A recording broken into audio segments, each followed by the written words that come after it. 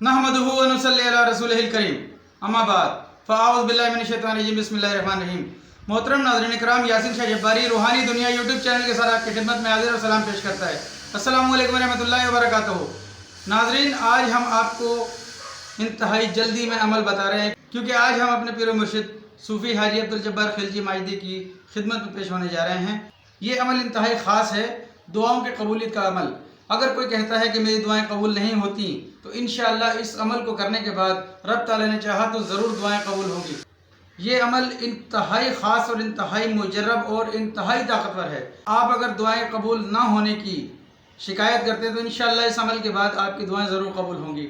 अमल का तरीका ये है कि आपने फजर की नमाज के बाद इस अमल को किसी भी दिन से शुरू कर देना है। आपने दुआ से पहले एक बार अलहम्दु शरीफ, एक बार सूरह अलम नशरह, एक बार सूरह कौसर, एक बार सूरह कुल हुवल्लाहु अहद, आपने ये चारों सूरतों को पढ़ने के बाद दुआ करनी है। जब आप दुआ के लिए हाथ उठाएंगे तो आपने सबसे पहले 3 बार या जल्ला जलालहू कहना है।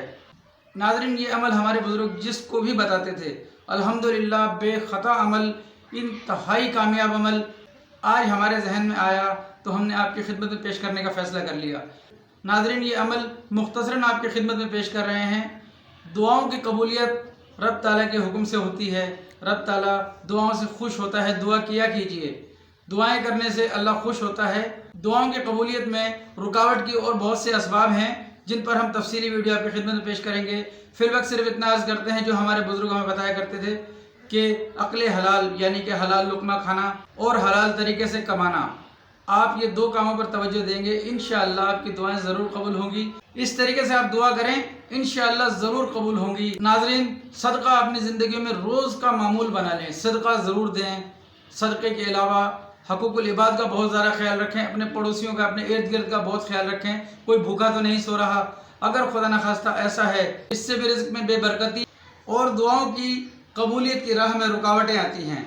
नाज़रीन, नमाज अदा कीजिए, कुरान पाक की तिलावत कीजिए, इस अमल को कीजिए। इस अमल को सादा सा अमल समझकर छोड़िएगा मत। आपने जिस नमाज के बाद भी दुआ करनी है, अपना रोज़ का मामूल बना लें। हर नमाज के बाद आपने जब दुआ मांगनी है, दुआ के लिए जब हाथ उठाने हैं, हाथ उठाने पर सबसे पहले आपने एक बार अलहम्दु शरीफ, एक बार सूरह अलम नशरह, एक बार सूरह कौसर और एक बार कुल हुवल्लाहु अहद पढ़कर 3 बार या जल्ला जलालहू पढ़कर आपने दुआ मांगनी है। आप देखेंगे इंशाअल्लाह रब ताला आपकी दुआएं ज़रूर कबूल करेगा। नाज़रीन, यासीन शाह जब्बारी के हक़ में और हमारे बुज़ुर्गों के हक़ में दुआ किया कीजिए। अल्लाह ताला इस किस्म के वज़ाइफ हमें आपकी खिदमत में पेश करने का मौका दे। नाज़रीन, नमाज की पाबंदी कीजिए, कुरान पाक की तिलावत की पाबंदी कीजिए।